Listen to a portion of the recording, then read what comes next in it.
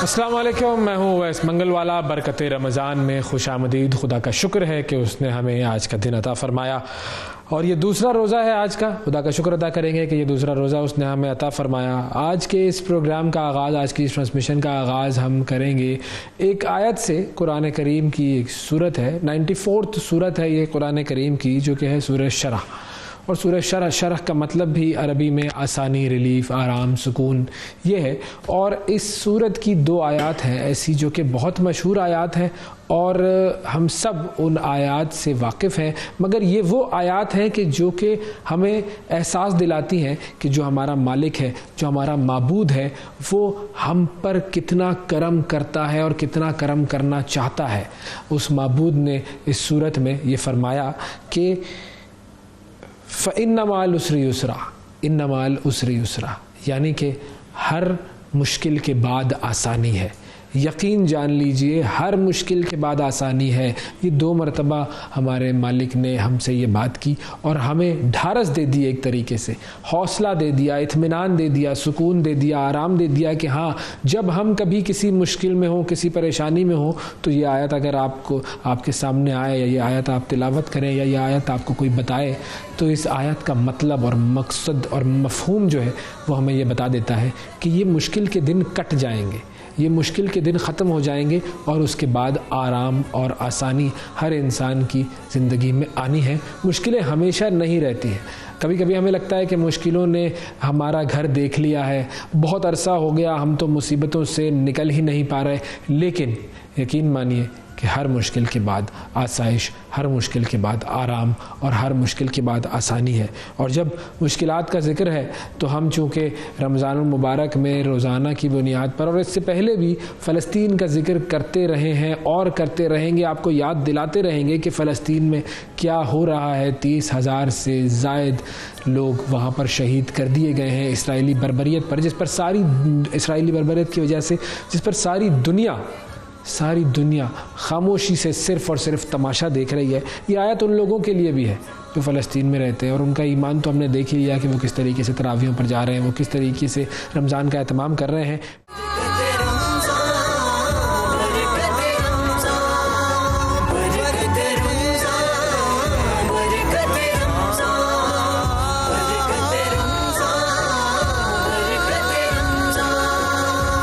Welcome back जी, बरकत रमज़ान में एक मरतबा फिर खुशामदीद। और अब ज़रा बात करेंगे हम ख़वातीन के मामलात की और मसाइल की, क्योंकि ख़वातीन के ऊपर ज़रा रमज़ानुल मुबारक में बोझ बढ़ जाता है। और ये बोझ डालने वाले कौन होते हैं?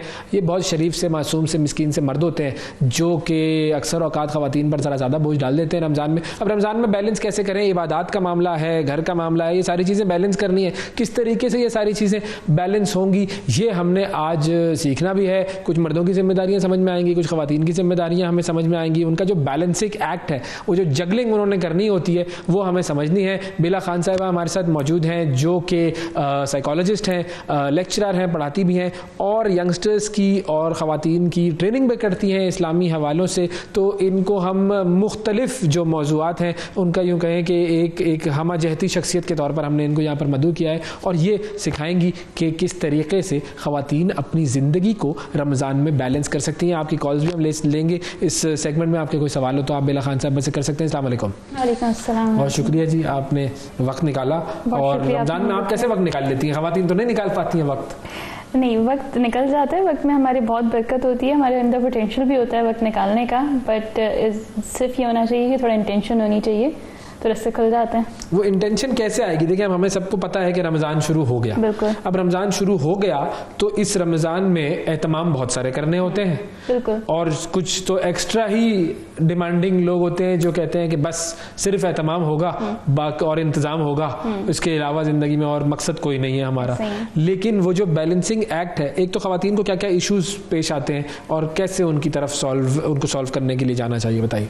बात तो सारी इंटेंशनैलिटी से शुरू होती है। आपकी नीयत क्या है कि आप उसको कितना प्रोडक्टिव बनाना चाहते हैं, आप इससे कितना फ़ायदा उठाना चाहते हैं। तो सबसे पहले अगर हम 2-4 स्टेप बैक लेके ये देखें कि रमज़ान की आमद से 1-2 दिन पहले ही to have a conversation with the man of the family, to have a conversation with everyone around, कि रमज़ान को हमने एक अपॉर्चुनिटी ऑफ इबादत देखना है, as a source of getting closer to Allah सुब्हानहू व तआला देखना है, या हमने इसको एक मंथ ऑफ फीस्ट देखना है जिसमें हम बस पकौड़े समोसे और ये सारी चीज़ें मना रहे हैं?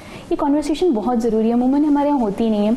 जब कॉन्वर्सेशन होती है उसका नतीजा ये निकलता है कि सारे एंड मुमकिन है कि सेम पेज पे आ जाए, सेम पेज पर आ जाए। हाँ। जब कॉन्वर्सेशन होती ही नहीं है ना, मैं चलते चलते कोई बात कह जाऊंगी, मेरे हस्बैंड चलते चलते कोई बात कह जाएंगे, ना उन्होंने रजिस्टर किया कि मैंने क्या कहा, ना मैंने रजिस्टर किया उन्होंने क्या कहा। लेट्स सिट डाउन, ठीक है, देखिए मैं और आप बैठ के बात कर रहे हैं, आपको मेरी बात समझ आएगी, मुझे आपकी समझ आएगी।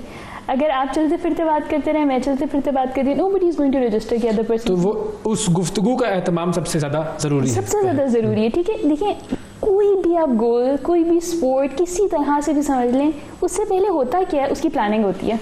ठीक है, प्लानिंग के लिए साथ मिलके बैठना जरूरी होता है। फिर वो प्लानिंग एक अगली चीज होती है कि हम क्या अचीव करना चाहते हैं, हमारा एंड रिजल्ट क्या है।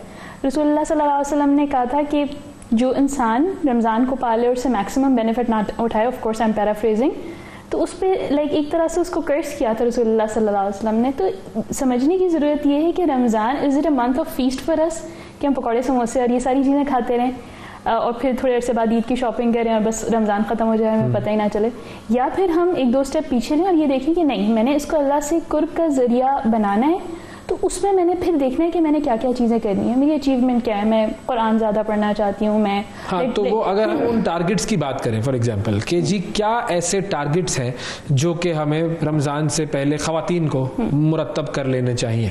ठीक है, उसके लिए बहुत ज़रूरी है ये समझना कि where do I stand in terms of ये सारे goals, right. So for example if I am a person who is not even praying, तो स्टार्ट हम इधर से करते हैं मोटी मोटी बातों से कि लेट्स अटैच टू आवर फ़राइद, कि हमारे जो फ़र्ज़ नमाजें हैं हमारी, और उधर से आगे लेके हम इसको चलें। ठीक है, तो फर्स्ट एंड फॉरमोस्ट चीज़ वो होगी कि हम ये देखें कि हम फ़राइज़ अदा कर रहे हैं। अगर हम अदा करें तो let's talk about the next step. Next step क्या है?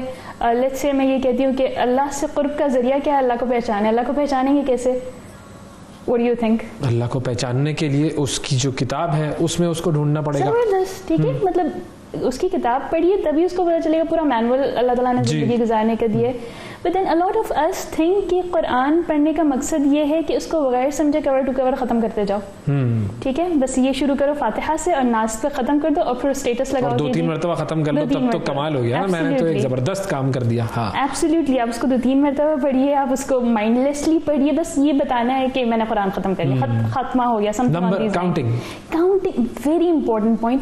We are so obsessed with numbers, quantifiable deed, तरावी कितनी तो हमारे सामने इस तरह की बहुत सारी चीजें आती है ना कि आप 100 दफा पढ़ लें तो ये हो जाएगा, 200 मरतबा पढ़ लें तो यूं हो जाएगा, 5000 मरतबा पढ़ लें तो यूं हो जाएगा। तो वो लोगों का एक माइंडसेट बना हुआ है बहुत सारी इस तरह की चीजों की वजह से। I completely agree. However we need to understand कि दीन हमने लोगों से लेना है या उसकी जो है हमने रूह पकड़नी है, और वो रूह जो है वो of course it is coming from Quran and हदीस।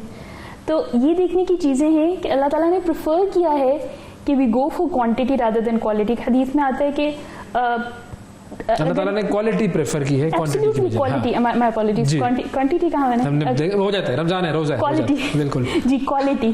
ठीक है, यानी अगर आपके जो अमाल हैं वो कम भी हो लेकिन मुस्तकिल हो, कंसिस्टेंसी के साथ हो, वो अल्लाह को ज्यादा महबूब है वो अमाल। तो देखिए, सूरह फातिहा को तर्जुमा पढ़ के समझ लेना, इंटरनलाइज करना, मैं बहुत बड़ी बात कह रही हूँ and I hope it doesn't backfire, लेकिन सूरह फातिहा को समझ लेना रादर देन इंटायर कुरान आपने माइंडलेसली बगैर समझे तजवीद के बगैर पढ़ लिया, इससे बेहतर है कि आप एक आयत, एक सूरत पढ़, मतलब हम उसका सवाब तो हासिल कर लेंगे लेकिन उसका जो मतलब है वो हमें नहीं पता चलेगा। ये एक बहुत बड़ा एक ट्रेड ऑफ है कि आप सवाब की तरफ जा रहे हैं या मतलब की तरफ जा रहे हैं। ये एक बहुत एक बड़ा मरहला है। But at the same time हमें ये समझने की जरूरत है कि something that leaves a life long impact, वो क्या होगा, वो समझना, इंटरनलाइज करना, उसके मुताबिक अपनी बाकी की ज़िंदगी ढालना would be preferable to something that is very limited. ये ऐसे है कि आप कुरान को समझने की इसकी मिसाल एक ऐसी है कि आपको किसी ने मशीन गन पकड़ा दी है और आप उससे मच्छर मारे। इसकी मिसाल इससे बिल्कुल सवाब तो आपको मिल जाएगा, लेकिन आपने वो काम जो असल में था उसका उससे वो था ना, नहीं समझने के लिए कुरान नाजिल ही इसलिए हुआ कि समझे। या हम डॉक्टर के पास जाते हैं तो वो डॉक्टर जो हमें पर्चे पर लिख कर देता है वो बार बार हम पढ़ते रहें तो हमारी बीमारी सही नहीं होगी। हमें उस जो मेडिकेशन उसने दी हुई है वो जाकर दवाई लेनी पड़ेगी, उस दवा को खाना होगा, उस दवा के पर्चे को बार बार पढ़ते रहें हम तो उसका कोई फ़ायदा नहीं होगा, या उस दवा के पर्चे को हम कहीं ऊपर लगा के रख दें तो भी उस दवा के पर्चे का फ़ायदा नहीं होगा, या उस दवा के पर्चे को हम सिर्फ चूमते रहें तो भी फ़ायदा नहीं होगा। फ़ायदा उसी वक्त होगा कि जब आप उस दवा के पर्चे को उस पर अमल करेंगे, उसने जो डोजेज लिखी हुई है उसको लेंगे, तब बेसिक काम उसका होगा। अच्छा, अब ख़वातीन के साथ एक इशू ये भी होता है कि एक तो वो आपने बताया कि भाई वो डिमांडिंग शौहर हैं जिनके साथ आपने कहा कि उनके साथ बैठ के कन्वर्सेशन कर ली जाए कि इंसान बन जाओ और रमज़ान को रमज़ान की तरह गुजारना है। ये तो चलें एक मरला हो गया। ये कन्वर्सेशन बड़ी ज़ाहिर है कभी सही हो जाएगी, कभी इसमें फिर ऊपर नीचे मामलात होते रहेंगे, लेकिन कुछ जिम्मेदारियां ऐसी हैं जो कि बढ़ जाती हैं ना कि भाई एहतमाम तो करना ही है हमने, और रफ्तार के लिए टाइम निकालना है, घर के जो काम है वो तो सारे करने ही हैं, और आपको अगर वो शौहर ने ऑफिस जाना है तो आपने उसको भी सारे मामलात उसके देखने हैं, आपने अगर ऑफिस जाना है तो आपने भी उसके मामलात देखने हैं। शौहर तो चलो ऑफिस में कुछ घंटे कम भी हो जाते हैं उसके, घर पे तो कम नहीं होते कोई घंटे। तो ये बैलेंस कैसे किया जाए? What is the trick? हम first we need to identify कि हम बैलेंस कैसे रहे हैं, ठीक है? वो हम इबादात और मामलात में बैलेंस कह रहे हैं, तो इसको भी मैं थोड़ा सा इस तरह से समझाने की कोशिश करूंगी कि planning ahead of time. Planning ahead of time इसलिए ज़रूरी है कि मुझे पता है कि मेरे 24 में से 24 घंटे ऑक्यूपाइड ही हैं, मैं मतलब किसी ना किसी के साथ या कोई ना कोई काम कर ही रही हूँ। तो ये देखना है कि अच्छा मेरे अभी जो न्यू गोल्स हैं रमज़ान में वो मैं एडजस्ट कैसे कर सकती हूँ। परहैप्स मैं ड्रामे देख के टाइम, अरे ड्रामे बड़े शदीद भाई, हो क्या ड्रामे आते हैं भाई, नए नए ड्रामे बनते हैं, खासतौर पे रमजान के लिए अलग से बनते हैं कि रोजाना आएगा वो भी बड़े। देखिए सोशल मीडिया स्क्रॉलिंग है, माइंडलेस स्क्रॉलिंग है, फेसबुक पे इंस्टाग्राम पे लगे हुए हैं। Probably this is the best time to contain this habit कि भाई अब मैंने माइंडलेस स्क्रॉलिंग नहीं करनी है, वो वाला टाइम इज डेडिकेटेड। तो देखिए क्या लेट्स फेस इट, क्या हमारे पास वाकई बिल्कुल टाइम नहीं होता? क्या मेरे पास मेरी अम्मा को कॉल करने के लिए, भाभी को कॉल करने के लिए, एक दूसरे की कहानियां सुनाने के लिए टाइम नहीं होता? अगर वो टाइम होता है तो इट नेसेसरीली रिफ्लेक्ट्स कि हमारा सारा टाइम घर के कामों में नहीं लगता, ठीक? और उसके अलावा जो आप खाने का मुख्तलिफ जिक्र कर रहे हैं, तो एक मील प्रेप एक आइडिया होता है कि आप कुछ चीज़ें बना के फ्रीज कर, कॉमन सेंस है, कुछ चीज़ें बना के फ्रीज कर लें और उसको निकाल के बस तेल में तल लें, या अगर आपने तली हुई चीज़ें ही खाई। एक आइडियल शेड्यूल क्या हो सकता है? फॉर एग्जांपल सहरी से लेकर इशा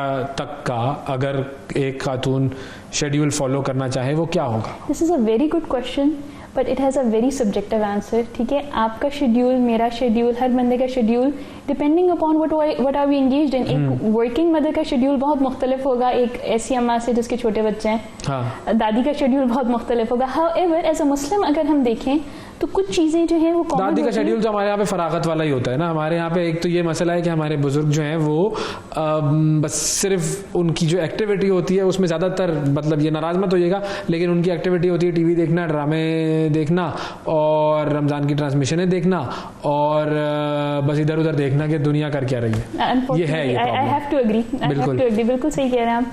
सो बहरहाल एक जनरल अगर एक मुसलमान का आप देखें कि क्या उसका तरीक़ेकार होना चाहिए, तो देखिए अभी तो यही है कि हम इफ्तारी सहरी से थोड़ा सा पहले उठ जाएं।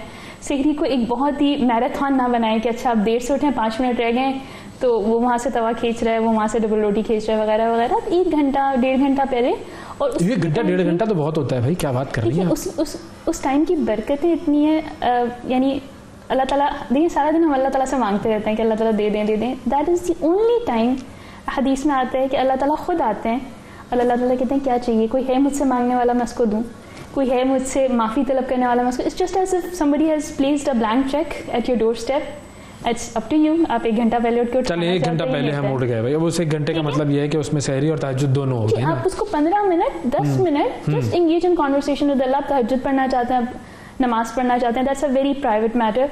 उसके बाद ठीक है आप आराम सुकून से सहरी कर लें, it's a very grumpy time, सब उससे में होते हैं, बट कुछ दिन में आदत बन जाती है। और उसके बाद of course that you engage in फज्र। मर्द हैं तो आप मस्जिद जाएं, औरतें हैं तो घर में पढ़ें, लेकिन पढ़िए ज़रूर, मतलब there is no compromise on सलाह। इस पे तो कोई कॉम्प्रोमाइज़ हो ही नहीं सकता ना। अच्छा, ये शेड्यूल को यहाँ रोकते हैं, हमारे कॉलर भी हैं, मोहम्मद अली साहब हमारे साथ हैं लाहौर से। अस्सलाम वालेकुम। जी वालेकुम सलाम। सर मेरा यह सवाल था कि औरत की बात हो रही थी तो मर्द भी रोजा रखता है और वो काम भी करता है, तो वो कैसे मैनेज करे अपनी इबादत को, अपने काम को? ये मर्दों का मसला यही है। औरतों की बात हो रही होंगी ना, बीच में घुसेंगे जरूर कि हमारा भी बताओ, हमारा भी बताओ। भाई हम औरतों के हवाले से डिस्कस कर रहे हैं। आपने तो बाहर जाके काम करना है और इबादत करनी है और खवातीन पर ऑर्डर चलाना है कि हाँ भाई आज ये पका देना, सहरी में ये बना देना और इफ्तारी में ये बना देना और वाफिर मिकदार में बना देना, 3-4 किस्म की डिशें सिर्फ कर देना। चलाती है ना कि ये हमें ये ला के दें और वो ला के दें। हम तो जब आप फरमाइश करेंगे कि ये बना दें तो वो कहेंगे कि ये ला दें, ऐसे ही होगा। ये तो इसी तरह चलेगा, वरना फिर वो कैसे पकाएंगे अगर सामान नहीं होगा तो? बताएं, कोई है फॉर्मूला? मर्दों का भी शेड्यूल, हम शेड्यूल डिस्कस कर रहे हैं, आप सुनिए, हो सकता है शेड्यूल में आपको अपने लिए चीजें मिल जाए। भाई ये मर्द जात जो है ना, ये दरमियान में अपने शेड्यूल मांगते हैं। नहीं, लेजिटिमेट, बहुत सही उनका सवाल है कि हमारी society generally more empathetic towards the women, लेकिन मर्दों की भी उन्होंने ऑफिस जाना है, उन्होंने काम करना है, तो बहरहाल एक जनरल शेड्यूल लेके चलते हैं। लेट्स सी हाउ कि भाई 1 घंटा पहले आप फजर से उठ गए, आपने उस वक्त कुछ इबादत भी की, सहरी का एहतमाम किया, दोनों मिलके कर लें, बच्चों को भी लगा लें थोड़ा सा। एब्सोल्युटली, बिल्कुल, बच्चों को भी लगा लें, या आप अगर वो पराठे बनाते हुए दुआएं करते रहें, या अल्लाह ताला से एंगेजमेंट किसी फॉर्मल चीज की वो मोहताज नहीं है। बिल्कुल दुरुस्त। आप फिर फर्ज नहीं, नमाज पढ़ ली और आपने अस्कार कर लिए जो भी फजर के हैं, और फिर आप देखेंगे कि आपने अपने काम पे जाना है या क्या करना है, या फिर आपने सोना है। प्रॉब्ली जब सूरज निकल जाए श्राक वगैरह पढ़ के, that's a good time to take a nap. और उसके बाद फिर आप जितने बजे भी उठते हैं, आप दफ्तर जाते हैं तो दफ्तर चले जाए। देखिए, still the opportunities to do खैर।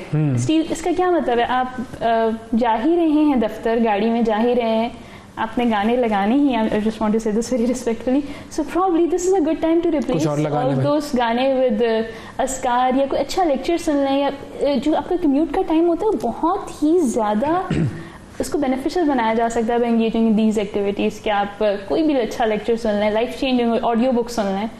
और फिर आप वर्क प्लेस पे भी चले जाते हैं ना। अच्छा, कुछ लोगों को मैंने देखा है कि वो ऑफिस पहुंचते हैं और ऑफिस में काम का टाइम है। अब उसमें 2 चीजें मैंने ऑब्जर्व की है। वो ऑफिस में कुरान शरीफ पढ़ना शुरू कर देते हैं। अच्छा भाई, तुम ऑफिस में आए हो तो कुरान पढ़ रहे हो, अब मुझे नहीं पता कि ये सही है या नहीं है, कि क्यों भाई जो काम ऑफिस के लिए, जो टाइम ऑफिस के लिए डेडिकेट किया गया है। और रमज़ान में ख़ासतौर पर ये होता है कि वो ये ऐनक है ना, ये उतार के रख दी अपने टेबल पर हमने, और उसके बाद वो साहब नहीं है, और वो ज़ोहर की नमाज से कोई 1-1.5 घंटा पहले जो है वो ये ऐनक रखी हुई होती है टेबल पे, तो सब देखते हैं भाई होंगे इधर ही, ऐनक तो रखी हुई है उनकी, अभी यहीं होंगे साहब। और उसके बाद वो गए हुए होते हैं कहीं, फिर उसके बाद उन्होंने नमाज पढ़नी होती है। वुजू में कम से कम जो है वो कोई 18-20 मिनट लगाते हैं आराम से, जिसमें 2 दफ़ा बंदा नहा ले, फिर उसके बाद नमाज, और उसके बाद आधे घंटे बाद आते हैं। तो ये जो हम जो इम्बैलेंस क्रिएट करते हैं, ये भी एक होता है, ये मैंने ऑब्जर्व किया है। And that is very unfair. अगर आप एक काम के पैसे ले रहे हैं और उस काम करने के बजाय आप कुरान पढ़ रहे हैं, अगेन शायद मैं बड़ी बड़ी बातें कह रही हूँ, इंटरनलाइज करना मुश्किल हो, but that Quran will not be acceptable, क्योंकि आप एक हलाल की कमाई को, उस टाइम को किसी ऐसी चीज़ में एंगेज करें जिसकी आपने कमिटमेंट नहीं की। हाँ, अल्लाह का शुक्र है हम एक मुस्लिम ममलिकत में रहते हैं, तो ये नमाज के टाइम हमें मिल ही जाते हैं। मतलब मैं आपसे कहूँगी मुझे नमाज पढ़नी, तो of course you will allow, जितना मिल रहा है उतना ही कर लें। हाँ जी, that has to be very carefully meticulously calculated कि भाई 15 मिनट लगते हैं जोहर में, तो वो आधा घंटा, पौन घंटा ना हो जाए। ठीक है, आप पे अमानत है ना, just come to think of it कि आप पे कोई अमानत दी हुई है। अब वो जरूरी नहीं है कि वो फिजिकल नौयत की अमानत हो, वो साइकोलॉजिकल, वो फर्ज की सूरत में हो सकती है। So you have to be again very meticulously, और you have to be actually very mindful of the fact कि आप उसमें वो काम कर रहे हैं जिसके आप पैसे ले रहे हैं या नहीं। ठीक है, मुमकिन है कि वो आपको 10 मिनट की ब्रेक ज्यादा दे दें, उसमें कुरान पढ़ लें, ठीक, बट म्यूचुअली अग्रीड अपॉन होना चाहिए। ये म्यूचुअली अग्रीड अपॉन जो है वो घर में भी हो और ऑफिस में भी हो, जब तक हर चीज में। रुखसाना साहब हैदराबाद से, अस्सलाम वालेकुम। वालेकुम सलाम जी। रुखसाना साहब फरमाइए, क्या सवाल करें? हाँ सर, ये बात करनी है कि तकरीबन 20 साल हो गए, मुझे टेंशन बहुत ज्यादा होता है, खौफ होता है, मरने का खौफ। इस तरह ना मैं रोजे नहीं रख सकती, अभी भी तक मुझे वो होता है, सांस में घबराहट, और मैं बहुत कोशिश करती हूँ कि मैं रोजा रखूं। अल्हम्दुलिल्लाह नमाज सारी चीजें पाबंदी से पढ़ती हूँ। आज इत्तेफाक से मैं टीवी नहीं देखती, लेकिन आज इत्तेफाक से मैंने टीवी का रिमोट खोला तो आपका प्रोग्राम आ गया, और जो साहिबा बात अच्छा इत्तेफाक हुआ भाई, जबरदस्त, अच्छी बातें कर रही हैं। हम इनसे पूछते हैं आपका सवाल, आप हमारे साथ ही रहिएगा। ये टेंशन, एंजाइटी, मरने का खौफ और उसकी वजह से रोजा ना रखना, ये अब चूंकि आप साइकोलॉजिस्ट हैं, आप बता सकते हैं कि असल में आम बंदे को शायद ये बहुत मुझे बहुत अजीब सी बात लग रही है ये। हाँ, हमारे लिए इसलिए कॉमन है कि there is an anxiety associated with fasting, ठीक है। और बहुत सारे लोग जो मेंटल हेल्थ चैलेंजेस का शिकार होते हैं, यानी कि हम जो हेल्दी लोग होते हैं, probably we are looking forward to Ramzan आएगा, हम इबादत करेंगे, इन लोगों के लिए ये मुश्किल मरहला होता है, बिल्कुल मुश्किल मरहला होता है। वो डरते हैं कि अच्छा, एंटिसिपेटरी एंजाइटी भी हम इसको कहते हैं कि अब उसके बारे में सोच के ही खौफ आना, पैल्पिटेशन का, इनको करना क्या चाहिए? देखिए, एक तो ये है कि ये बड़ी खास नौइयत होती है, तो आई विल हाईली रिकमेंड कि अगर कोई अच्छा साइकोलॉजिस्ट है तो आप उसको दिखाइए। छोटी छोटी कुछ हम टेक्निक सिखाते हैं जिससे एंजाइटी को कंट्रोल किया जा सकता है। घर पे ये है, क्या कर सकते हैं? घर पे देखिए, सबसे पहले तो अटैचमेंट या अंडरस्टैंडिंग जो फास्टिंग के साथ है वो चेंज करनी चाहिए, ठीक है। या ये किसी भी साइकोलॉजिस्ट के पास जाएंगे तो सबसे पहले वो थॉट प्रोसेस पे ही काम करेगा, ठीक है। सोचना किस तरह, हाँ, कॉग्निटिव बिहेवियरल थेरेपी कहते हैं इसको, कि भाई क्या सोच रहे हैं और उसके नतीजे में क्या बिहेवियर जन्म ले रहा है, ठीक है। तो वो सोच के पैटर्न्स आइडेंटिफाई करेगा और उसी के फिर ऑपोजिट आपको कॉग्निटिव रिस्ट्रक्चरिंग कहते हैं। रियली सॉरी, मुझे जार्गन्स में जा रही आप बोल रही हैं, बिल्कुल जार्गन्स में जा रही हूं, लेकिन ज़ाहिर एक प्रोसेस है जो कि इस चीज के लिए इख्तियार किया जाएगा उस साइकोलॉजिस्ट की तरफ से। आसान अल्फाज में, जितनी भी खतरनाक सोचें हैं ना, उनको हम निगेट करते हैं, इन्हीं से लिखवाएंगे कि अच्छा ये नहीं होगा तो क्या होगा। अब उर्दू में I hope I am able to, मैं इस तरह सोच रहा हूं, लेकिन ये इज अ थेरेप्यूटिक प्रोसेस और ये बिल्कुल ठीक हो जाते हैं लोग। ये रोजे रखते भी हैं, कुछ चीजें छोटी छोटी हैं, डीप ब्रीदिंग में एंगेज करें, थोड़ी यानी गहरे लंबे सांस लेना। इनके घर वालों को भी बहुत ज्यादा इनके साथ एंगेज करने की जरूरत है। घर वालों को भी एंगेज करने की जरूरत है। डबल एज सॉर्ड होती है कि ऐसे लोग घर वालों के लिए भी बहुत बड़ा चैलेंज होता है, ठीक है। मतलब आपको एंजाइटी, आप सबको एंजाइटी दे रहे हैं और एट द सेम टाइम यानी आपके घर में एक कोई मेंटल हेल्थ से डील करता हुआ बंदा और बाकी सारे इफेक्ट होते हैं, ठीक। एट द सेम टाइम बाकियों से मैं यही गुजारिश करूंगी कि अगर वो स्ट्रगल कर रही हैं तो आप कुछ रीअश्योरेंस समटाइम्स चाहिए होती है। कुछ नहीं होगा, अम्मा मैं भी रख रहा हूँ, आपका बेटा भी रख रहा है, अब्बा भी रख रहे हैं, आपको कुछ नहीं होगा। जैसे हम बच्चों को उस रास्ते पर लगाने के लिए प्रैक्टिस करवाते हैं थोड़ी सी, शायद में भी उससे कुछ फर्क पड़ता हो, मुझे नहीं पता। या शायद उनको ये कहें कि देखें, अगर इंसान ने मरना ही है, मरना तो सब नहीं है, तो रोजे की हालत में मरेंगे तो ये तो बड़ा फायदा हो जाएगा। बिल्कुल ऐसी ही चीजें होती हैं, इंडिविजुअल केसेस होते हैं, इंडिविजुअली से डील करना होता है। हाउएवर ये मोटी मोटी बातें जो हेल्प करती हैं, मगर ये वाकई बड़ी साइकोलॉजिकल एक इशू है, ये प्रॉब्लम है और इस प्रॉब्लम को देखा जाना चाहिए। अच्छा, एक और इशू होता है खवातीन का, वो ये कि बच्चे, अब हमारे यहाँ माशाल्लाह बच्चे बहुत सारे लोगों के ऐसे होते हैं जो ज़्यादा वाफिर मिकदार में होते हैं, वो होने चाहिए भाई, जिसके जितने बच्चे हों, मुझे इस पर कोई एतराज़ नहीं है। लेकिन उन बच्चों की जो यूँ कह लीजिए कि एक स्कूल एक्टिविटीज़ या उनकी जो खेल की एक्टिविटीज़, उसके अंदर एक माँ की इंगेजमेंट होती है, वो बहुत ज़्यादा होती है। अब वो हो जाती है कम, और माँ चूँकि थकावट ज़्यादा होती है या कामों में वो ज़्यादा लगी हुई होती है, वो नहीं तवज्जो दे पाती है। अब उन बच्चों को कैसे इंगेज करवाया जाए अपने साथ उन एक्टिविटीज़ के अंदर? बहुत सही बात की आपने कि बच्चे ज़्यादा हों तो जिम्मेदारियाँ भी ज़्यादा होती हैं। एक दो चीज़ें, पहले आप ये देख लें, बच्चे अमानत हैं, उनके साथ हम जिस लेवल पे भी एंगेज करते हैं उसका अल्लाह ताला हमें अजर दे रहा होता है। तो रमज़ान में करेंगे तो उसका भी अजर मिलेगा। दूसरी चीज़ ये कि हाँ, डिफरेंट एज ब्रैकेट में बच्चे, उनके डिफरेंट रिक्वायरमेंट्स हैं, तो आप देखिए उनमें से कितनी बच्चों को आप अपने साथ जो रियल टाइम काम है हमारे, उसमें एंगेज कर सकती हैं। चलो अम्मा के साथ अफ्तारी बनाओ, उससे छोटे बच्चे हैं, अच्छा तुम ये दस्तरखान लगा दो, उससे छोटे बच्चे हैं, चलो एक बड़े बच्चे को अपने छोटे भाई को उठा लो, ठीक।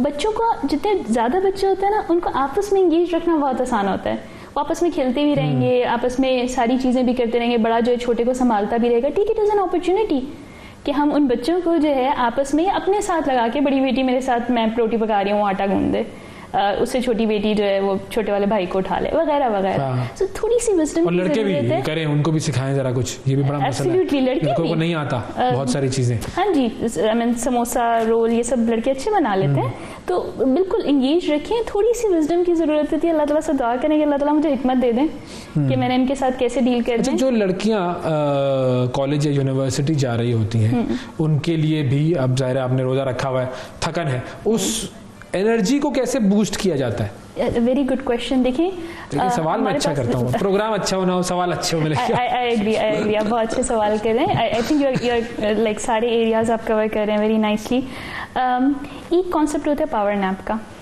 हाँ, पावर नैप ये होती है कि मैं यूनिवर्सिटी से आई हूँ और मैं बहुत थकी हुई हूँ, ठीक, मैंने 10 मिनट की, अब ये हैबिट है ना, 10-15 मिनट, आधा घंटा इसको डेवलप करना होता है। 10 से 15 मिनट आप आगे स्लीप साइकिल में एंगेज नहीं होते, उठना आसान होता है।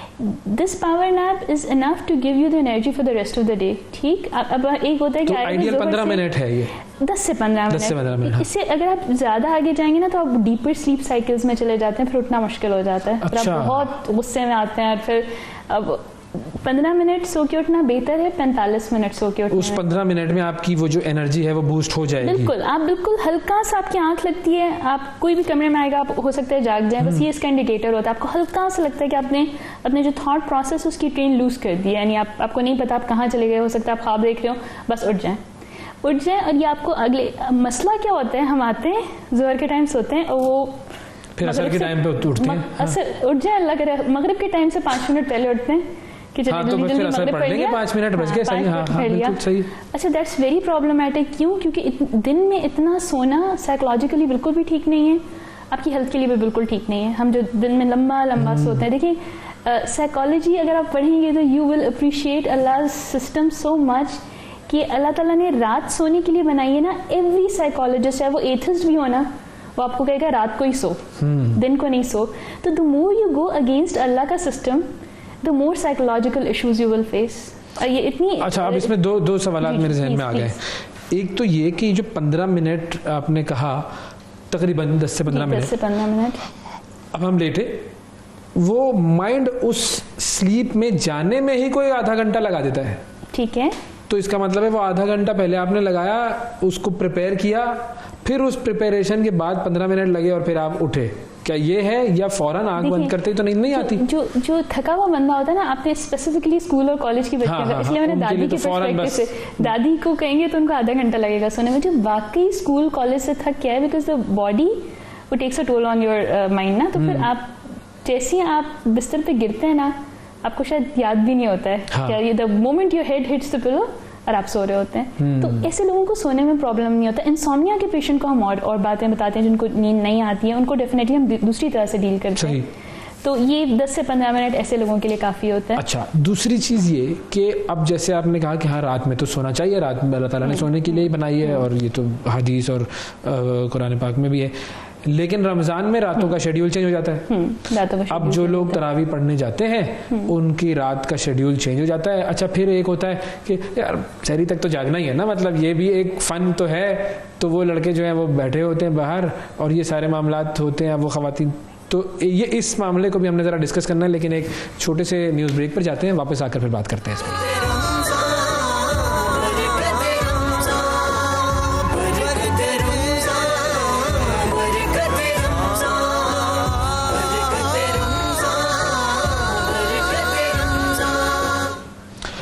बरकत रमज़ान में एक मरतबा फिर खुशामदीद बेला खान साहिबा हमारे साथ मौजूद हैं, और रमज़ान के मामूलात पर हम बात कर रहे हैं। हम बात कर रहे थे कि जी रात जो है वो जब उसका शेड्यूल चेंज होता है तो फिर उसे किस तरह बैलेंस किया जाए, क्योंकि हमारी ज़्यादातर एक्टिविटी जागने वाली भी, एंटरटेनमेंट के लिए भी रात में हो जाती है रमज़ान में, और तरावी वगैरह की वजह से तो फिर शेड्यूल हमारा चेंज होता ही है।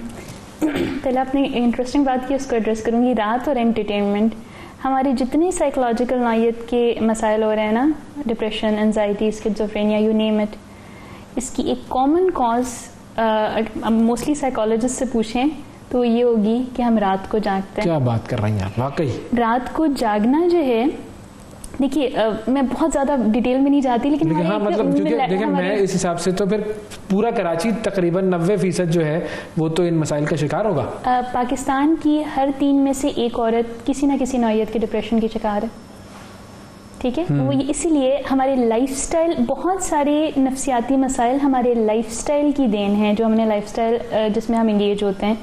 ठीक, तो जितना आप अगेन नेचर, रात के वक्त मेलाटोनिन प्रोड्यूस होता है ना, वो आपको बताता है भाई रात हो रही है, अब सो जाओ। हम जितनी लाइटें जला के रखेंगे, जितनी वो मेलाटोनिन कम होता जाएगा, नींद नहीं आएगी। हम अपनी स्क्रीन की लाइट के आगे बैठेंगे, नींद नहीं आएगी, किसी भी चीज की नींद नहीं आएगी। जब नींद नहीं आएगी ना, तो उसके साथ कब फिर आप सोएंगे, कब आप दिन में सोएंगे। रात की 4 से 6 घंटे की नींद आप दिन में कॉम्पनसेट कर ही नहीं सकते।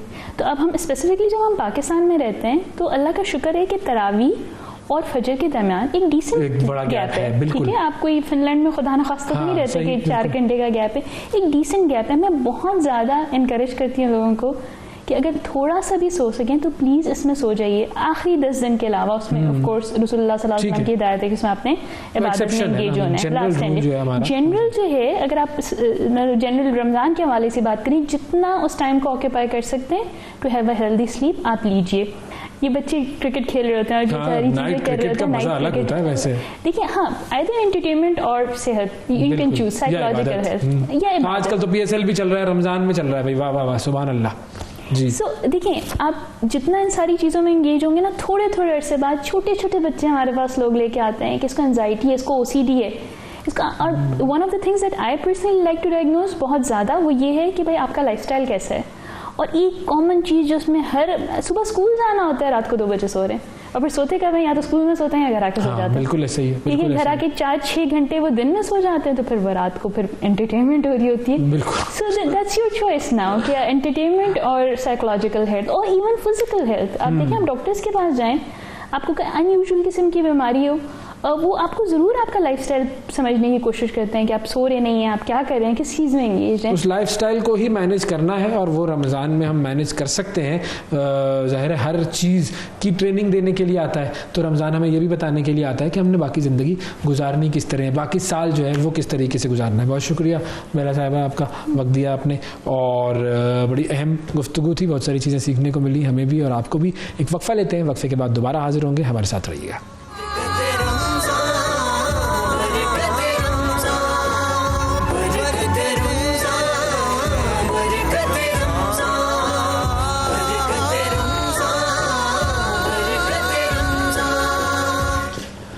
Welcome back. बरकत रमज़ान में एक मरतबा फिर आपको खुशामदीद कहते हैं। रमज़ान और महंगाई ये दोनों लाजिम और मलजूम तो हैं, ज़ाहिर है ये एक अफसोसनाक बात है, लेकिन ये मामला इसी तरह चलता है। कराची की तरफ जाते हैं और कराची में देखते हैं कि मार्केट्स की क्या सूरत हाल है। हमारे नुमाइंदे इब्राहिम रिंद हमें बताएंगे कि कराची में जो अशियाए खुर्दनोश के निर्ख हैं वो कितने बढ़ चुके हैं। जी बताइएगा इब्राहिम, क्या सूरत हाल है कराची में?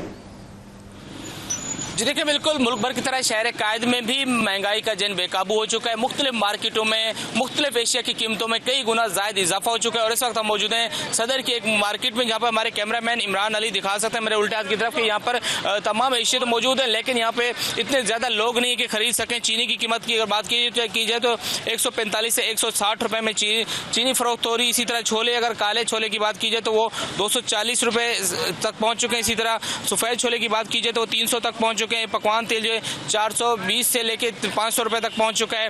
बेसन 260 रुपए तक पहुंच चुका है। इसी तरह रूह अफ़ज़ा की बोतल जो है वो 400 से 500 के दरमियान पहुंच चुकी है। ये जो रमज़ान अल मुबारक में इंतहाई अहम चीज़ें होती है, लेकिन इनकी कीमतों में कई गुना ज़्यादा इजाफा हो चुका है।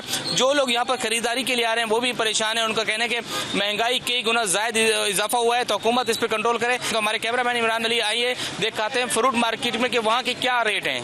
दीगर अगर फ्रूट की बात की जाए, जैसे सेब है, सेब 200 से लेके 300 रुपए तक का फरोख्त किया जा रहा है, जो एक अच्छा वाला सेब है। जबकि इसके साथ साथ अगर दीगर आइटम की बात की जाए तो वहाँ पे भी इसी तरह की सूरत हाल है कि जैसे केला जो है वो 150 से लेके 200 रुपए तक है। इसी तरह किन्नू की अगर बात की जाए तो जो किन्नू है 200 रुपए तक दर्जन के हिसाब से फरोख्त किए जा रहे हैं, जो कि छोटे अदद के किन्नू है। जबकि इसके अलावा जो है जो केले की कीमत है, अगर केले की बात की जाए तो वो भी इसी तरह 150 से 200 तक के फरोख्त किए जा रहे हैं। इसी तरह ये वाला जो सेब है, ये देख सकते हैं ग्रीन सेब है, जो कि 150 रुपए में फरोख्त किया जा रहा है, जो कि इंतहाई कम क्वालिटी का, फिर भी 150 रुपए में फरोख्त हो रहा है। अब जो है आपको लेकर चलते हैं सब्जी मार्केट में, जो कि इंतहाई है, उस पर देखते हैं कि वहाँ के क्या रेट हैं।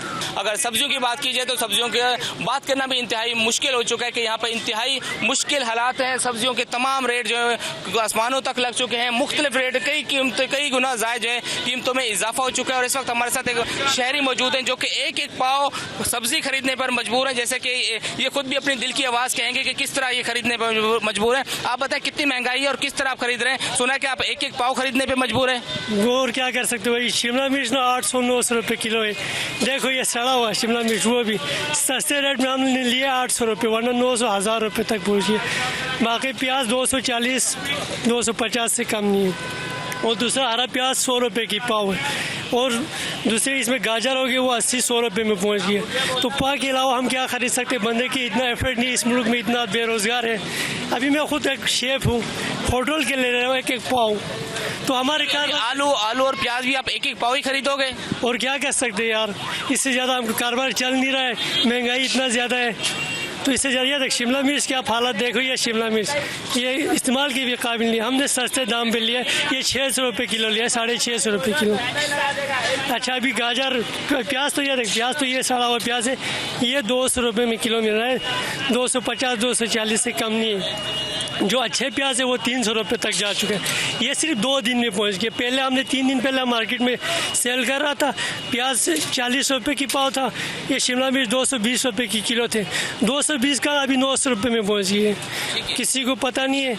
ठीक है, बहुत शुक्रिया। जैसे कि आपने शहरी की आवाज़ सुनी कि ये वाले जो प्याज हैं इंतहाई लो क्वालिटी के इंतहाई छोटे प्याज हैं जो कि 200 रुपये में फ़रोख्त किए जा रहे हैं। और अगर इस तरह आलू हमारे कैमरामैन दिखा सकें इमरान अली, तो ये देखें ये आलू का साइज़ हैं ये वाले जो कि 40 रुपये में फ़रोख्त किए जा रहे हैं, 40 रुपये किलो में। और अगर बड़े आलू की बात की जाए तो वो जो है वो इसी तरह 60 से 70 रुपये किलो में फ़रोख्त किए जा रहे हैं। इसी तरह तमाम सब्जियाँ इंतहाई महंगी हो चुकी हैं कि शहरी जो है वो एक एक पाव सब्ज़ी खरीदने पर मजबूर हैं। लेकिन जो महंगाई का जेन है वो काबू नहीं हो रहा। रमज़ान अल मुबारक से कबल मुख्तलिफ एशिया की कीमतों में इजाफा कर दिया, जिसकी वजह से शहरी इंतहाई परेशान है। हुकूमत सिंध को तवज्जो देनी होगी कि तमाम एशिया की कीमतों में कमी लाई जाए ताकि रमज़ान अल मुबारक में तमाम लोग जो हैं बेहतर अंदाज में खा पी सकें और इबादत भी कर सकें। जी हमारे साथ मौजूद थे जी इब्राहिम रिंद साहब ने हमें कराची की मार्केटों का और वहाँ पर जो अशिया खुर्दनोश है उनकी कीमतों के हवाले से आगाह किया। अब ये तो खैर मामला है कि भाई चीज़ें महंगी हैं और रमज़ान में हमेशा ऐसा होता है, लेकिन इस महंगाई के ख़िलाफ़ जहाद करने वालों में कुछ लोग ऐसे हैं जो कि हमेशा इस महंगाई के ख़िलाफ़ बहुत सारे इकदाम करते हैं और लोगों को उनसे बड़ा फ़ायदा होता है। ऐसी ही एक शख्सियत से हम आपकी मुलाकात करवाएंगे। कराची के एक साहब हैं जो कि बड़े मशहूर साहब हैं और बड़े एक्टिव साहब हैं। इनका नाम है जी ज़फ़र अब्बास साहब, JDC फाउंडेशन के ये बानी और सरबराह हैं। अस्सलाम वालेकुम ज़फ़र साहब। जी वालेकुम सलाम। बहुत शुक्रिया सर, वक्त निकाला आपने। रमज़ानुल मुबारक और महंगाई का तो सारा मामला हम देखते ही रहते हैं, हमेशा की तरह इस मरतबा भी यही सूरत हाल है। आप लोगों की रमज़ान में जो एक्टिविटीज़ चल रही हैं, एक तो सहर और इफ्तार का इंतज़ाम है, पहले उसके बारे में ज़रा बताइए, फिर बाकी एक्टिविटीज़ की तरफ आते हैं सर। इस वक्त कराची से आज़ाद कश्मीर तक जितने भी हमारे दस्तरखान है वहाँ सहरी और इफ्तारी का सिलसिला चल रहा है। लेकिन हैरत अंगेज़ चीज़ जो देखने में आई है, आज सुबह हमने दूसरी सहरी कराई है कायद आज़म मोहम्मद अली जिन्ना के मज़ार के सामने, जो दुनिया में रोड पर होने वाली सबसे बड़ी सहरी होती है। आप यकीन जाने जो आज रश था वो रश था जो 15 रमज़ान के बाद होता है। मतलब इतना बड़ा क्राउड था कि आप समझें तकरीबन मेरे ख्याल में जो तसले तैयार हुए हैं वो कमो बेश 8 से 9 हज़ार थाल तैयार हुए हैं उसके मंदी के। तो और उसके बाद भी मतलब हमें उसके बाद भी और दूसरे आइटम चलाने पड़े। बहुत रश है, बहुत रश है। मैं समझता हूँ इस वक्त हुकूमत को इस तरफ खुसूसी तवज्जो देने की ज़रूरत है कि जो हम अपनी वीडियोस में बार बार बता रहे हैं कि 50 और 60,000 रुपीज़ जिनकी तनख्वाहें हैं वो अगर 30-35 हज़ार रुपये घर का रेंट दे देते हैं, 15 हज़ार रुपये बिजली का बिल दे देते हैं और 9 हज़ार रुपये अपने आने का किराया दफ्तर का देते हैं, तो उनके पास सिर्फ 1,000 रुपये महीने का बच रहा है। उस 1,000 रुपये में क्या वो 1 किलो मिर्चें लाके खाएंगे खाली? अभी आप ही के चैनल पर आ रहा है शिमला मिर्च 900 रुपये किलो, तो अब उनके पास पैसे नहीं है। ये मैं 60,000 रुपये वाले की बात कर रहा हूँ आपसे, जिसकी तनख्वाह 60,000 रुपीज़ है। और लोगों के हालात क्या है, लोगों के मुझे नहीं मालूम कितने लाख खानदान ऐसे हैं जो शहरी में अपने बच्चों को उठाते ही नहीं होंगे कि अगर उठाएंगे तो उनको खाना खिलाना पड़ेगा। माजरत कर लेंगे, बेटा आंख नहीं खुली सुबह हमारी भी। और अगर सुबह नहीं उठा रहे तो रात में क्या कर रहे होंगे, अफ्तार के लिए क्या कर रहे होंगे? बहुत बड़ी मुश्किल है इस वक्त, इक़्तिसादी हालात जो भी हैं। लेकिन लोगों के हालात बहुत बुरे हैं। हुकूमत को आवाम के लिए किसी ग्रांट का ऐलान करना चाहिए, किसी रिलीफ पैकेज का ऐलान करना चाहिए। अच्छा, अब ये जो रिलीफ पैकेज है वो तो हम देखते हैं कि जी ऐलान होता है, राशन के वो जो है वो बोरे भी पहुंचाए जाते हैं लोगों पर, लोगों के घरों पर, लेकिन मुझे नहीं पता उसका इम्पैक्ट कितना ज़्यादा होगा कि अगर किसी को एक बोरी जो है वो राशन मिल गया तो क्या कर लेगा वो उससे? नहीं, वो तो बीच में ही खत्म हो जाएगा, वो तो आवाम तक पहुंचते ही नहीं है। ये वाला रिलीफ पैकेज नहीं, मैं जिस रिलीफ पैकेज की बात कर रहा हूँ वो रिलीफ पैकेज ये है कि भाई हुकूमत बोले जी हमने चीनी के ऊपर सब्सिडी दे दी है भाई 50 रुपए, आपको चीनी मिलेगी दुकान से 20 रुपए किलो, आपको आटा मिलेगा दुकान से 300 रुपए का 10 किलो। ये वाली सब्सिडी के आवाम को डायरेक्ट फायदा हो, आवाम किसी लाइन में ना लगे जाके, आवाम किसी को टोकन ना दे, आवाम किसी को अपने मसाइल पर्चे भी लिख के ना दे, आवाम को डायरेक्ट भाई उनको जाए दुकान पे उनको ये चीज इतने की मिलेगी जी, हम आपको सब्सिडी इस तरह से दे रहे हैं। वो जो भी उनको देना है वो मिलों को डायरेक्ट दे, दुकान पे जो चीज बिकेगी इतने की बिकेगी। देखें हम भी जो फलों का शोर करते हैं ना कि जी हमने पिछले साल बाइकआउट किया रमजान में कि 5 दिन के लिए फलों का, वजह सीधी सी है भाई तुम मंडी से फल केला ले रहे हो 80 रुपए दर्जन, लेकिन तुम बेच रहे हो 650 रुपए दर्जन, क्यों? तो तुम हंस रहे हो, कह रहे हो रमजान आ गया ना इनका तो बाप भी खरीदेगा। ये क्या है, ये कौन सा तरीका है? अभी मैंने कल भी काफी मंडी और मार्केटों का विजिट किया है, आज भी हम करेंगे। अगर ये रेट यही इनके सरकारी नर्स से डबल चल रहे होंगे कि मिडिल क्लास और गरीब आदमी के दस्तरखान पे फल पहुंच ही ना पाए, वो बेचारा रमजान में भी अपने बच्चों को फल ना खिला सके, तो फिर शायद हम आज फलों के बाइकआउट की कॉल दे देंगे, तो 5-7 दिन जब फल नहीं खरीदेंगे इनका दिमाग बिल्कुल ठीक हो जाएगा इस माफिया का। ये बड़ा आपने बड़ा अहम नुक्ता बताया कि जी ये जो बॉयकॉट है ना, ये बड़ा नेसेसरी होता है, और पिछली मरतबा भी फलों का बॉयकॉट किया गया था, मुझे याद है, उसका बड़ा इम्पैक्ट आया था। अच्छा, अब इस पूरी सूरत हाल के अंदर हम ये देखें कि आपके दस्तरखान पर आने वालों की तादाद तो बढ़ रही है, लेकिन इसका मतलब है कि आपके डोनर्स की भी तादाद बढ़ रही है। देखें, डोनर्स की तादाद कम हो रही है क्योंकि बड़े बड़े बिजनेसमैन जो हैं वो इस वक्त डिस्टर्ब हैं।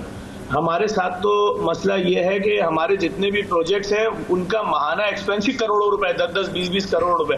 पूरी दुनिया में आपने किसी शहर में नहीं सुना होगा कि फ्री लैब खोल दी गई है।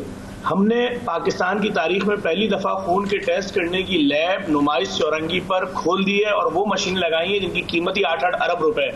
ये वो मशीनें जो पाकिस्तान के किसी सरकारी और प्राइवेट अस्पताल में नहीं है, वो रोबोटिक प्लांट लाके लगा दिए हैं कि तुम्हारा खून का टेस्ट 1 रुपए का है कि 5 लाख रुपए का है, आओ यहाँ से फ्री में करा लो। एक दिन में 30-30 हजार टेस्ट हो रहे हैं, 30,000 टेस्ट हो रहे हैं। अब अगर सारे डोनर्स भी अपनी ज़कात, खैरात, इमदाद देते हैं तो आप समझिए कि महीने का एक लैब का खर्चा 20-25-30 करोड़ रुपए। मैं ऐसी लैबें पूरे पाकिस्तान में खोलना चाहता हूं। आप देखें हमारा कौन सा ऐसा बंदा है पाकिस्तान में, मिडिल क्लास या लोअर मिडिल क्लास, जो अपने किसी बच्चे का या अपने किसी वालिदैन का जिसको कैंसर हो गया है या शुगर है या कोई भी बीमारी है, उसका 40-50-60 हजार रुपए का महीने में एक बार या 2 बार टेस्ट करा ले। अच्छा, उस टेस्ट की असल कीमत कितनी है भाई? HbA1c टेस्ट कराने हम गए, मैं खुद गया, 4,500 रुपए का टेस्ट हुआ। कितने का हुआ? 4,500।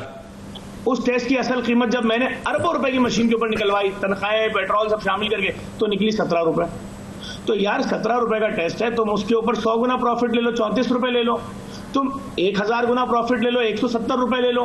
तुम 10,000 गुना प्रॉफिट ले लो, 1700 रुपए ले लो भाई। तुम 20,000 गुना प्रॉफिट ले लो, 3400 रुपए ले लो। तुम 30,000, तो पता चला एक एक टेस्ट में 35 हजार गुना प्रॉफिट लिया जा रहा है। यही वजह है जब हम किसी लैब को देखते हैं तो ऐसा लगता है किसी सुनार की दुकान है, इतनी खूबसूरत बनी हुई है, सर पीट सकते हैं अपना खाली।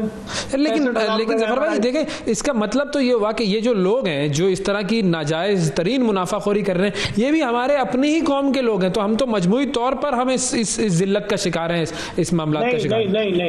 नहीं सर, जब आप कहीं सबको बोल देंगे ना आप लोग आज के आजाद हैं, आप आजाद हैं, कोई आपसे पूछेगा ही नहीं, जो दिल चाहे कर लो, तो फिर यही होता है। देखिए आवाम तो बेचारी पिसी हुई है। एक बेचारा आदमी, मैं अपनी बात करता हूँ, मैं अपने वालिद को डॉक्टर के पास लेके जाऊँ, डॉक्टर बोले अच्छा जी आपके वालिद साहब को ये मसला हो रहा है, ये 35 टेस्ट करा लें जरा। मैं डॉक्टर हूँ कि मैं डॉक्टर से पूछूंगा भाई सिर्फ 2 टेस्ट लिखते हैं ना, ये बाकी जो 32 टेस्ट लिखे हैं क्यों लिखे हैं? अच्छा चलो तुमने 35 टेस्ट लिख दिए, अब मैं लैब जाऊंगा, मुझे अपने बाप की जिंदगी अजीज है, मैं लैब में जाऊंगा, मुझसे बोलेगा लाइन जी 65,000 रुपए ने, फिर मैं घर आऊंगा भागा बीवी के बुंदे बेचूंगा, ये करूंगा वो करूंगा, रिक्वेस्ट करूंगा, मेरे बाप की जिंदगी का मसला है, या बेटी की चेन बेचूंगा, या कर्जा लेने निकलूंगा मोहल्ले में। किसके पास 65,000 रुपए होते हैं? नाम बताएं उसका। तो बात ये, हम ये जो आज मैंने गली गली फ्री डायलिसिस सेंटर कराची में खोल दिए, सियालकोट में खोल दिया है, फैसलाबाद में ट्रांसप्लांट सेंटर खुल रहा है, वहां गुर्दे के ट्रांसप्लांट फ्री में होंगे। कराची की जिस चौरंगी में जाएं, सरजानी चले जाएं, 5 स्टार चले जाएं, समनाबाद चले जाएं, लियाकताबाद चले जाएं, गुलशन चले जाएं, मलिर काला बोर्ड चले जाएं, लियारी चले जाएं, सोलिया बाजार चले जाएं, फ्री डायलिसिस सेंटर खोल दिए। क्यों? एक मरीज महीने का 2.5 लाख कहां से लाएगा? साल के 30 लाख रुपए कहां से लाएगा? 10 साल जी गया तो 3.5 करोड़ कहां से लाएगा? तो भाई हम तो ये सब काम कर रहे हैं, आप सोचें तो हमें कितना पैसा चाहिए, किसके पास जाए? और इस पैसे के लिए जाहिर है रमज़ान जो है वो एक ऐसा मौका होता है जिसमें सब डोनेशंस दे रहे होते हैं, तो किस तरीके से रब्ता किया जा सकता है आपसे और आपके इदारे से? सर हमारा रब्ता बहुत आसान है। हमारा फ़ोन नंबर है 021363411059 या www.jdcwelfare.org पे चले जाएं, या फेसबुक पे JDC फाउंडेशन के पेज पे आ जाएं, या किसी भी सर्विस पे चले जाएं। हम अमेरिका में रजिस्टर्ड हैं, हमारे पास 501c3 मौजूद है, हम यूके में चैरिटी रजिस्टर्ड हैं, पाकिस्तान के तमाम बैंकों में अकाउंट है। आपकी ज़कात, खैरात, इमदाद और माहाना डोनेशन चाहिए। आज हमने दुनिया की सबसे बड़ी मॉर्चरी बना दी है। किसी को भी इंतकाल के बाद अपने मरहूम को किसी हॉल में रखने की जरूरत नहीं है कि जाओ इस हॉल में 300 में से अपनी मैयत ढूंढ लो या 200 में से अपनी मैयत ढूंढ लो, जिना में या किसी भी जगह पे आप चले जाएं। मॉर्चरी चाहिए थी जहां 1000 मैयतें रखने के बॉक्सेस हो, कोई खौफ नहीं हो, कोई वहशत नहीं हो, ना मैयत रखने का पैसा है, ना गुस्ल का पैसा है, ना कफन का पैसा है, ना मैयत बस का पैसा है, ना कब्रिस्तान का पैसा है, ना दूसरे शहर ले जाने के लिए जो कोफिन बॉक्स बनेगा उसका पैसा है। हमने शहर में O लेवल स्कूल बना दिया, पाकिस्तान में पहली बार फ्री, जिसकी 1 रुपया फीस नहीं है, पर बच्चा 30,000 रुपए महीने का खर्चा आता है। 2.5 साल का बच्चा टच लैपटॉप पे पढ़ता है, क्लास में इंटरेक्टिव बोर्ड है, हर क्लास में एसी लगा हुआ है, स्विमिंग पूल है, जिम्नेजियम है, जू है, और क्या करें। माशाल्लाह, क्या बात है। देखिए, करने वाला होता है वो एक कदम बढ़ाता है और फिर उसके बाद काम होते जाते हैं, लेकिन ज़ाहिर है लोगों का ताउन उसमें ज़रूरी होता है। तमाम लोग जो है सुन रहे हैं वो जेडीसी से ज़रूर रब्ता करें। सर, मुझे ये बताएं कि ये सारी जो कोशिशें और जो सारे काम कर रहे हैं आप, माशाल्लाह, अल्लाह ताला की मदद से ज़ाहिर है वही करवाने वाला है, इनका इम्पैक्ट कितना आपको होता हुआ नजर आता है? मतलब मैं आपसे ये भी पूछ सकता था कि बताएं कोई ऐसा वाकया जिसको आपका देखकर दिल दहल गया हो, लेकिन पॉजिटिव बात की तरफ आते हैं कि कितना इम्पैक्ट और कहाँ कहाँ इम्पैक्ट नजर आता है आपको? देखें, लाजमी बात है, एक बंदा है जो बेचारा 50,000 रुपये तनख्वाह कर रहा है, कमाता है, 60,000 कमाता है, 70,000 रुपये कमाता है, वो अपने बच्चे की तो 30,000 रुपये फीस नहीं दे सकता, या वो अपने बच्चे की 5,000 फीस, 5,000 वैन का पैसा नहीं दे सकता, उसको बचता ही नहीं है। अगर हम उसके बच्चे को बोले आओ हम तुम्हारे बच्चे को पढ़ा के वो तालीम देते हैं जो वज़ीर आज़म का बच्चा या जो किसी बहुत बड़े सेठ का बच्चा जब 10 मैट्रिक करके या ए लेवल करके निकलेगा, तुम दोनों को साथ खड़ा कर देंगे, तो हम तो ये काम कर रहे हैं। आज हमारे आईटी सिटी में 10,500 लड़का लड़की फ्री में पढ़ रहा है, सिर्फ इसलिए कि तुम ये ई कॉमर्स का कोर्स जो मार्केट में 1.5 लाख 2 लाख रुपए का हमारे यहाँ फ्री में करो और घर बैठे $200-400 कमाओ। $400 का मतलब है लाख सवा लाख रुपए। लोगों के घरों में इतनी मुसीबत है कि यकीन जाने आज दूसरी रमजान को हजारों लाखों बाप ऐसे होंगे जब अपने घरों में घुसेंगे तो अपने बच्चों को फेस नहीं कर पाएंगे। बच्चे भी अपने वालिदैन से जानबूझ के आंख नहीं मिला पा रहे होंगे, क्योंकि उनको पता होगा जो तनख्वाह मिली थी बाबा को वो तो खत्म हो गई तीसरे दिन। मकान का किराया दे दिया, बिजली का बिल दे दिया था, गैस का बिल दे दिया था, पैसे आई नहीं। खाने के बर्तन खाली है, दाल की बर्नी भी खाली है, आटे की बर्नी भी खाली है, चीनी की बर्नी भी खाली है, नमक भी खाली है। कौन सी अफ्तारी, कैसी अफ्तारी, कौन से फल, कैसे फल, कौन सी चाट, कौन सी फ्रूट चाट। तो हम जिस माशरे में इस वक्त रह रहे हैं, इस वक्त तो जरा सी भी नेकी करेंगे उसका डायरेक्ट इम्पैक्ट लोगों पे पड़ेगा। पिछले साल कराची में बहुत बड़े पैमाने पे कैंपेन चलाई गई कुछ लोगों की तरफ से कि दस्तरखान सारे बंद कर दो, इनको खाना मत खिलाओ, इनको खाने के बदले कारोबार करा दो। तो फिर मैंने आके जवाब दिया, मैंने कहा हमारा दीन बोल रहा है खाना खिलाओ, ये रोडों पे लाखों दस्तरखान लगते हैं, कराची का प्रोग्राम इम्तियाज है। आज जेडीसी ने कराची से आजाद कश्मीर तक हर शहर में लगा दिए। इस दस्तरखानों पे लाखों ऐसे लोग होंगे जिनके घरों में खाना नहीं है, पेट भर के खाना खा के घर चले जाते होंगे। नहीं जी, इनको कारोबार कराओ। फिर मैंने बोला ठीक है, आपको कारोबार कराना है, मुझसे 50 पैकेट खाना ले लो, जाके इसके बच्चे की फीस जमा करा दो। स्कूल में जाना है इसके, बोलना है 50 पैकेट ले लें इसके बच्चे की फीस। ये नौकरी पेशा आदमी है, 2 नौकरियां कर रहा है, मुझसे 200 पैकेट ले लो, इसके मालिक मकान को दे देना, बोलना इस महीने किराया मतलब 200 पैकेट राशन ले लो। मैंने कहा मुझसे 100 पैकेट ले लो, इसके बिजली का बिल जमा करा दो। तो बात यह है कि यहाँ पर तो बात यह है कि आप किसी को कितना भी समझा लें, जिसने नहीं समझना है वो नहीं समझेगा। लोगों के हालात जो है इस वक्त बहुत ख़राब हैं, लोग फाइनेंशियली तौर पे टूट चुके हैं। यही कह सकते हैं कि अपने अजीज़ व अक़ारिब का ख्याल रखें, अपने रिश्तेदारों का ख्याल रखें, देखें जाके उनके आपके घर में तो खाना पक रहा है कि उनके घर में खाना बनाया, उनके ऐसा तो नहीं कि बर्तन ही खुश पड़े में 2-4-6 दिनों से। बिल्कुल सही कहा आपने कि जो लोग एतराज़ करने वाले हैं वो एतराज़ करते रहेंगे, लेकिन हमारी पूरी कोशिश है कि आपको और आपके कॉज को सपोर्ट करें। अल्लाह ताला आपको बहुत अजर दे, और मैं भी कराची आऊँगा तो ज़रूर एक मरतबा फिर विज़िट करूँगा इंशाअल्लाह। बहुत शुक्रिया ज़फ़र भाई। ज़फ़र अब्बास साहब जो है वो जेडीसी फाउंडेशन के रूह रवां हैं, और कराची के मुख्तलिफ इलाके ऐसे हैं कि जहाँ पर सहर और इफ्तार का एहतमाम किया गया है जेडीसी फाउंडेशन की तरफ से। और इसमें जब मैं गया एक मरतबा तो मैंने देखा कि 2 ख़ास बातें थी। एक तो ये कि बहुत बड़े पैमाने पर ये सारा मामला होता है। पहली जो सहरी इस मरतबा भी रमज़ान में हुई, 15,000 लोगों ने उसमें शिरकत की। दूसरी चीज़ जो ख़ास बात थी वो ये कि इस सहरी के इंतज़ाम में या इफ्तार के इंतज़ाम में वॉलंटियर्स का काम बड़ा अहम होता है। वो सारे वॉलंटियर्स जो कि यंगस्टर्स हैं, जवान हैं, वो सब यहाँ पर आते हैं और ज़फ़र साहब के साथ मिलकर काम कर रहे होते हैं।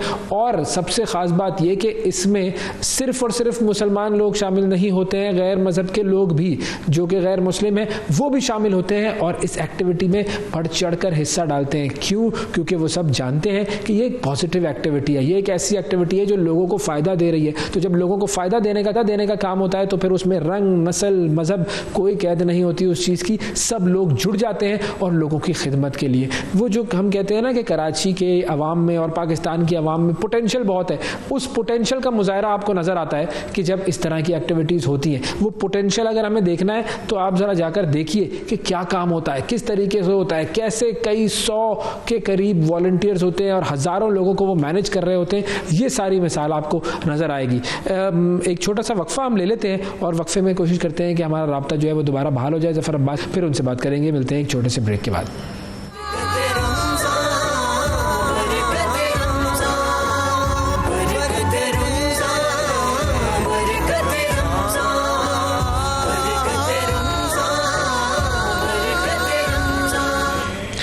Welcome back. बरकते रमज़ान में एक मरतबा फिर खुशामदीद। रावलपिंडी का रुख करते हैं जहाँ से एक अफसोसनाक खबर सामने आई, वो ये कि यके बाद दीगरे 4 गैस सिलेंडर फटे हैं और उससे नुकसान हुआ है। हमारे नुमाइंदे चौधरी सज्जाद साहब हमें इसकी तफसीलात से आगाह करेंगे। जी सज्जाद साहब बताइए, ये क्या मामला हुआ?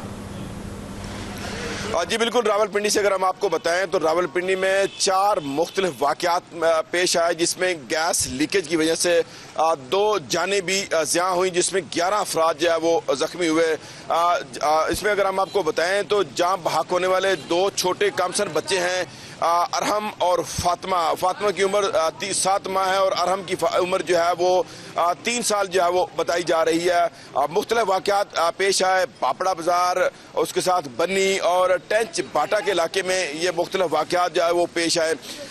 सबसे जहाँ पे एक सवालिया निशान जो है वो नज़र आ रहा है वो ये है कि गैस लीकेज की वजह से ये 2 जानें और 11 लोग जो है वो जख्मी हुए।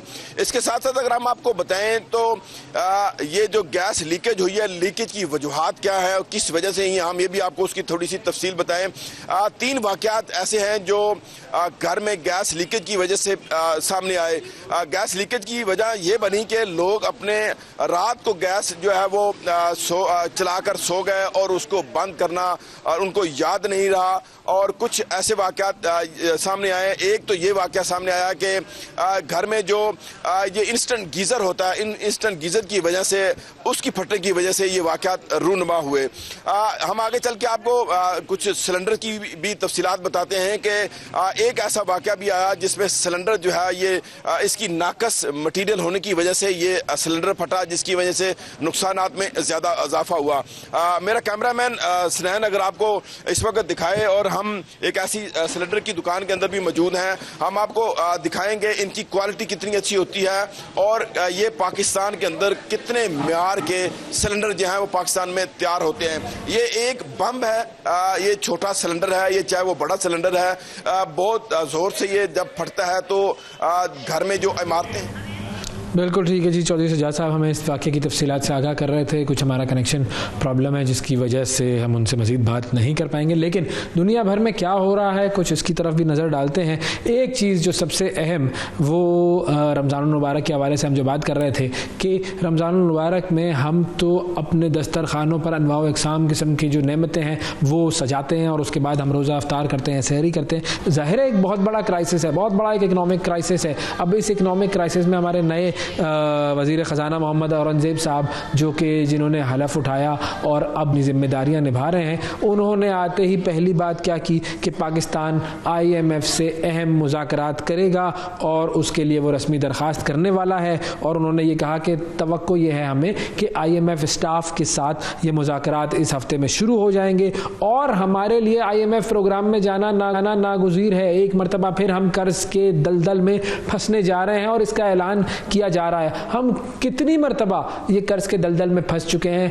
पाकिस्तान 24वें गालिबन प्रोग्राम में जाएगा और उन्होंने ये भी कहा कि ये जो 2024 का साल है ये एक मुश्किल साल होगा। सर मुझे ये बताइए कौन सा साल ऐसा था जो कि मुश्किल नहीं था?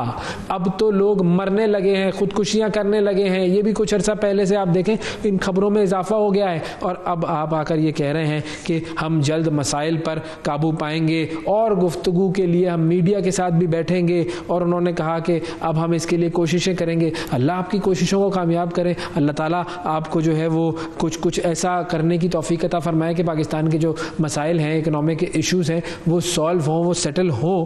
अब ये जो आपका ओहदा था और जो आपकी नेशनलिटी थी और जो आपकी तनख्वाह थी, वो सारी चीज़ें छोड़कर आप पाकिस्तान की खिदमत के लिए आए हैं। वेलकम, आइए पाकिस्तान की खिदमत करने की कोशिश कीजिए। मामला बहुत गंभीर है। बहरहाल क्या होगा, किस तरीके से होगा हमें नहीं पता, लेकिन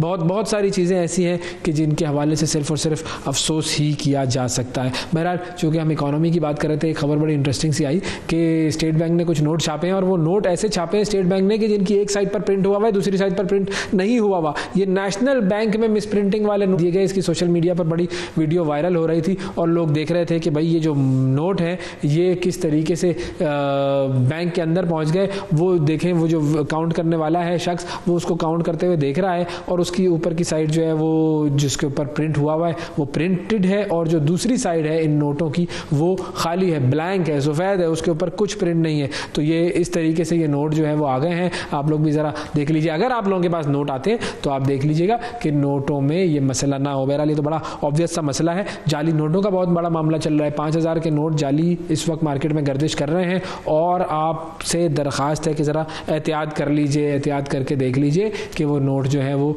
कौन से आप ले रहे हैं और कौन से नहीं ले रहे हैं, क्योंकि हर जगह पर जाली नोट ये अच्छा, हमारी जो इस तरह की हरकतें होती है ना कि हम जाली नोट छाप के हम समझते हैं कि हमने बड़ा कमाल कर दिया, हमने अपना रिस्क बढ़ा दिया, हमने अपनी रोज़ी बढ़ा दी, और हमने जो है वो बड़ा कोई कमाल करके तीर मार लिया। ऐसा नहीं है। ये तो खैर वो मामला है मिस प्रिंटिंग का जो कि स्टेट बैंक की तरफ से हुआ है, लेकिन हमारे ही माशरे में हमारे ही लोग मौजूद हैं जो कि जाली नोट छापते हैं और फ्रॉड करते हैं, उसकी बुनियाद पर चोरी एक डाका डालते हैं एक तरीके से, और फिर खुश होते हैं। यकीन मानिए एक एक चीज़ की पकड़ है, एक एक चीज़ की पकड़ है। आज तो आप खुश हो जाएंगे कि चलो हमने कुछ पैसे बना लिए और कुछ लोगों को बेवकूफ़ बना दिया, लेकिन ये याद रखिएगा ये चंद हज़ार रुपए, अगर आप खुश हो रहे हैं इन चंद हज़ार रुपयों की कमाई पे, फ्रॉड पर, जालसाजी पर, तो ये खुशी आपकी देर पर नहीं होगी। अल्लाह के यहाँ देर है अंधेर नहीं है, वो पकड़ बहुत सख्त होगी। एक छोटा सा वक्फ़ा लेते हैं, वक्फ़े के बाद दोबारा आपकी खिदमत में हाजिर होंगे।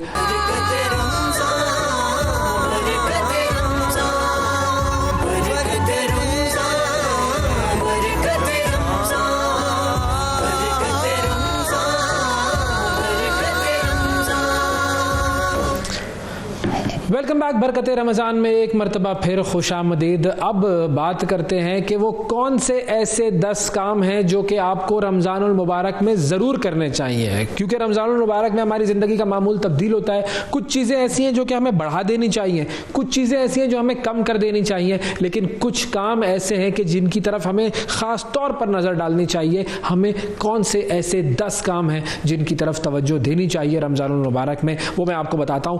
पहला काम, सबसे पहला काम, खुदारा सबसे पहला काम, कुरान की तिलावत को अपना मामूल बना लीजिए। रोज़ाना की बुनियाद पर आप कोशिश कीजिए कि एक पूरा से पारा ख़त्म कर लीजिए।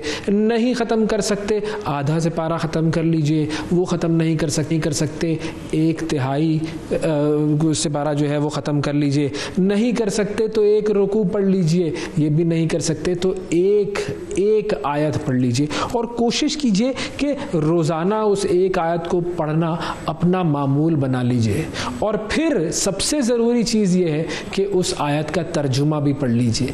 ये जान लीजिए, ये देखिए कि क्या चाहता है हमारा मालिक हमसे, हमारा रब हमें क्या कह रहा है, ये जानना हमारे लिए बड़ा ज़रूरी है। वरना हम कुरान को पढ़ते रहेंगे, उसके सवाब हासिल करते रहेंगे, बड़ी अच्छी बात है, लेकिन बुनियादी तो कुरान का मुद्दा क्या है, वो कुरान का मंशा क्या है, क्या कहता है हमारा मालिक, हमारा रब हमसे, ये चीज़ जानना बहुत ज़रूरी है। और जब तक हम तर्जुमा नहीं पढ़ेंगे उस वक्त तक ये बात हमें नहीं समझ आएगी। दूसरी चीज़, नमाज सबसे अहम चीज़ है। हमने नमाज की पाबंदी करनी है, और कोशिश ये कीजिए, क्योंकि रमज़ानुल मुबारक में सवाब बढ़ जाता है, कई गुना बढ़ जाता है, तो फ़राइज़ के साथ सुन्नत व नवाफिल का जितना एहतमाम कर सकते हैं कर लीजिए, नहीं कर सकते तो फ़राइज़ को मत छोड़िए, ये बहुत ज़रूरी चीज़ है। दूसरी चीज़ है ये कि जिसको आपने इग्नोर नहीं करना है कि नमाज किसी तरीके से मत छोड़िए। तीसरी चीज़ जिसे हम कहते हैं ज़िक्र। अब ये ज़िक्र जो है ये अल्लाह ताला के पाक नामों का भी हो सकता है, ये ज़िक्र जो है ये अल्लाह ताला से गुफ्तगू का भी हो सकता है। कोई भी काम करें, चाहे आप गाड़ी चला रहे हैं, चाहे आप जो है वो अपने घर का कोई काम कर रहे हैं, तो आप तिलावत अगर आपने एक तरफ कर ली, आप सुभान अल्लाह, अल्हम्दुलिल्लाह, अल्लाहु अकबर, कोई भी अल्लाह ताला के नाम ज़िक्र करते रहिए, अल्लाह ताला से गुफ्तगू करते रहिए, अल्लाह ताला से बातचीत करते रहिए, उससे आप जो है वो अपनी बातें, अपने दिल का हाल कहते रहिए। ये बड़ी अहम चीज़ है। फिर उसके अलावा सदकात, चैरिटी जिसको कहते हैं, ये रमज़ान में ज़रूरी है। इसको करना बहुत फ़ायदेमंद है। जब आप माल देंगे, सदका देंगे, चैरिटी देंगे, तो यकीन मानिए आपका वो माल बढ़कर, अल्लाह ताला का वादा है कि उसे 100 गुना 700 गुना वो बढ़ाकर आपको वो माल देगा। तो अगर आपने अपने माल को बढ़ाना है तो उसका फॉर्मूला सीधा सीधा सा है कि आप अपना माल खर्च करना शुरू कीजिए, अपने रिश्तेदारों पर, अपने दोस्तों पर, गरीबों पर, यतीमों पर, मसाकीन पर। चैरिटी के बहुत सारे कॉजेज़ हैं, बहुत सारे लोग हैं पाकिस्तान में जो कि चैरिटी के बड़े अच्छे काम कर रहे हैं, कमाल काम कर रहे हैं। ये वो कमाल काम है कि जब आप देखते हैं इनका इम्पैक्ट माशरे पर तो आपको नज़र आता है कि हाँ वाकई इन्होंने इस माशरे को तब्दील करने के लिए काम किया है। जुड़ जाइए उन लोगों के साथ, अपने इर्द गिर्द नज़र डालिए, गरीबों पर, मिस्कीनों पर, नादारों पर, उनकी मदद कर दीजिए। और चाहे आप लाखों रुपए ना खर्च कर सकें, चाहे हज़ारों रुपए खर्च ना कर सकें, चंद रुपए भी खर्च कर देंगे तो यकीन मानिए उसका बहुत ज़्यादा अजर होगा। तो ये जो चैरिटी है, ये चौथी अहम चीज़ है जो आपने रमज़ान में रोज़ाना करनी है। रोज़ाना आप कोशिश कीजिए, चंद रुपए दे दीजिए, आप देखेंगे कि आपकी ज़िंदगी में कितनी मज़बूत तब्दीली आएगी। फिर जो चीज़ कम करनी है वो एक बड़ी अहम चीज़ है। हम फालतू बातें बहुत कर रहे होते हैं, हर जगह किसी के साथ गप्पे लगा रहे होते हैं, किसी के साथ जो है वो हंसी ठट्टे कर रहे होते हैं। उन फालतू बातों को छोड़ दीजिए। उससे बेहतर है कि कोई ऐसा नेक काम कर लीजिए जिससे, या कोई ऐसा काम कर लीजिए जिससे आपकी प्रोडक्टिविटी बढ़े। कुछ सीखना शुरू कर दीजिए, चाहे वो इल्म दीन का हो, चाहे वो इल्म दुनिया का हो। अपने आप को पॉजिटिव सरगर्मियों में एंगेज कीजिए, बजाय इसके कि लोगों के साथ बातें, हंसी मजाक, ठट्टे, एंजॉयमेंट, तफरी, एंटरटेनमेंट में लगे रहें। ये चीज़ बड़ी ज़रूरी है। फिर बीमारों को जब आप उनकी इयादत के लिए जाते हैं तो बहुत ज़्यादा उसका सवाब भी होता है। और बीमारों के पास जब इंसान जाता है तो हुज़ूर सल्लल्लाहु अलैहि वसल्लम ने फरमाया कि जब किसी बीमार के पास जाओ तो उससे कहो कि वो तुम्हारे लिए दुआ करे, क्योंकि बीमार शख्स की दुआ कबूल होती है।